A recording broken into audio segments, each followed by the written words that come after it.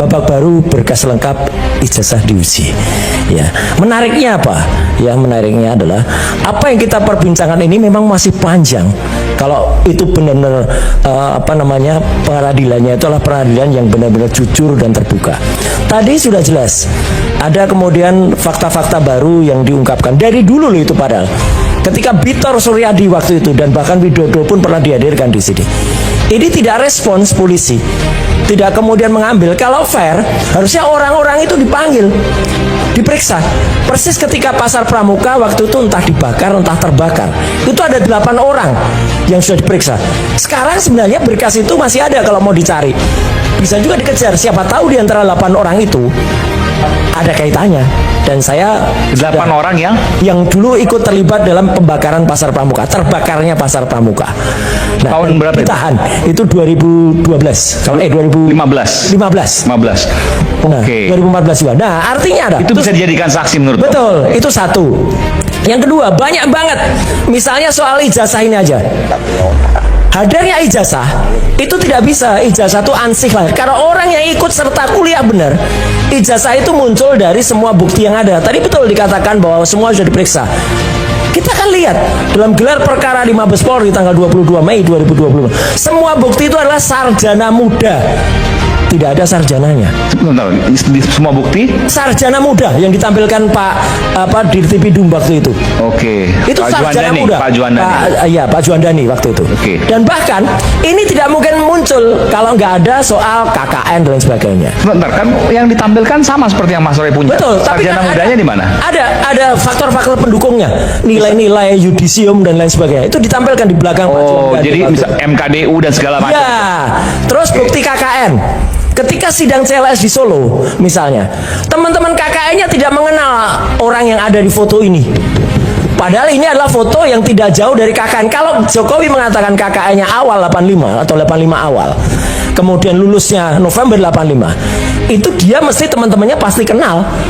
Dia tidak kenal sama sekali, nggak ada yang kenal dua ibu-ibu itu nggak ada yang kenal. Bahkan ada cerita lucu, Jokowi main gitar listrik di desa yang tanpa listrik segala waktu itu kan lucu Pak, kayak gitu. Terus masih banyak lagi, belum lagi soal skripsi yang berulang kali saya katakan. Saya tidak mengulang-ulang, tapi ini fakta yang tidak ditindaklanjuti.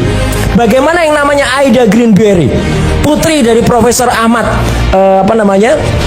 Sumitro, yang kemudian menyatakan Aida itu bukan tanda tangan ayah saya.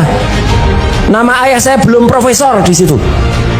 Profesor Ahmad Sumitro itu baru profesor itu Maret 86. Ini November 85.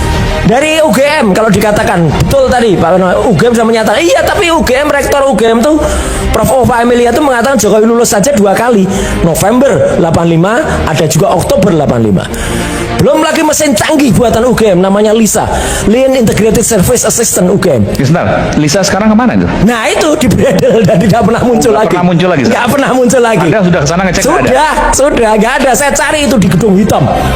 Iya, yang parah banget. Dan ketika kita ngecek ke UI, mesinnya UI, ya itu masih ada informasi itu. Saya Bang Irwan, kemudian Pak pemilik buku Pak Punatua.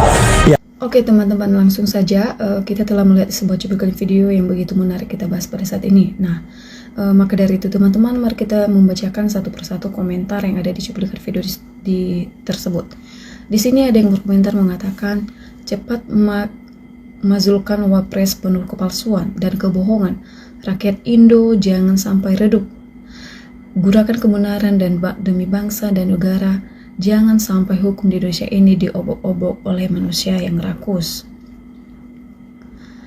Seharusnya anak harus malu melihat bapak menggunakan ijazah palsu, tetapi ujung-ujungnya juga anaknya menggunakan ijazah palsu.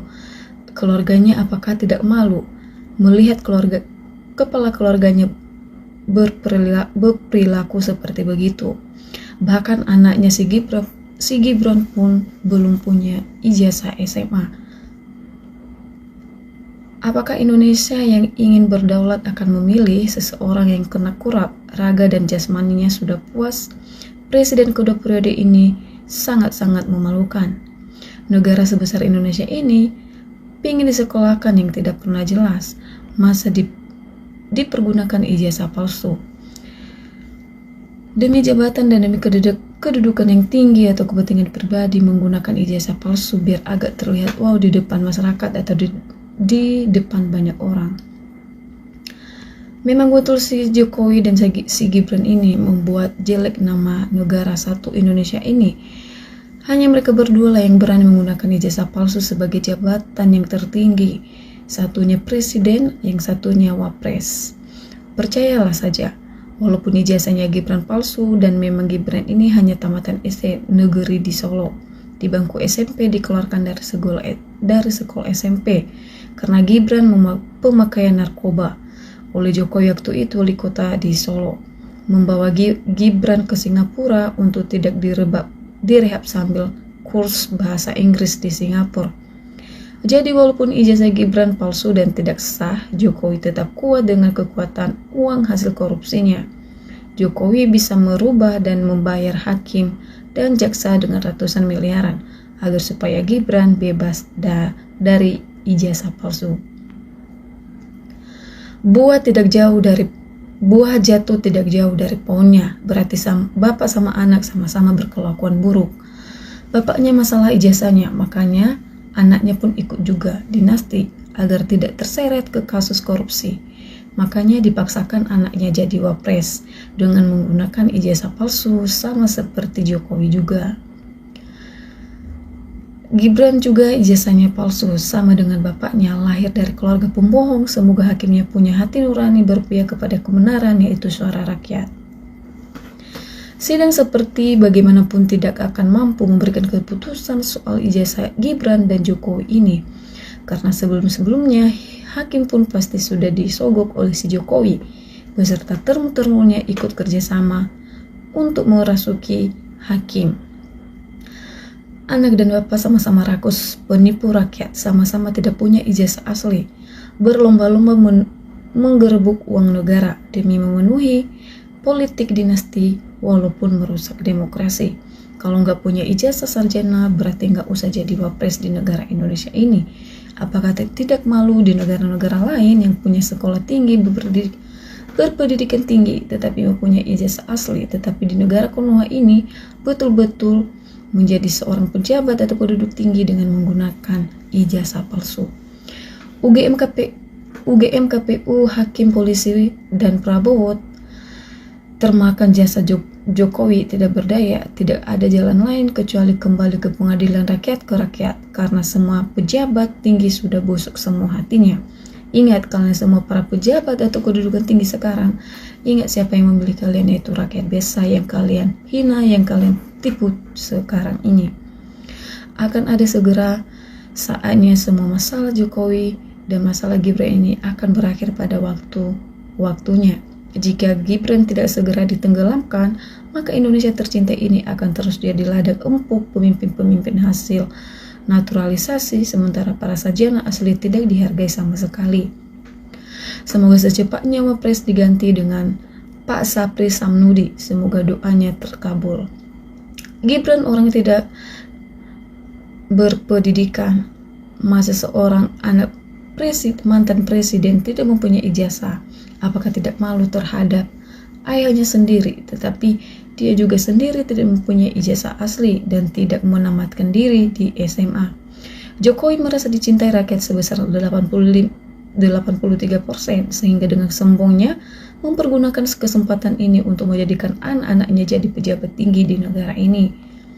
Kayaknya cocok deh negeri ini dikasihkan di keluarga Mulyono, supaya Mulyono bisa dipenjarakan seumur hidupnya beserta keluarganya dan termul si Jokowi juga.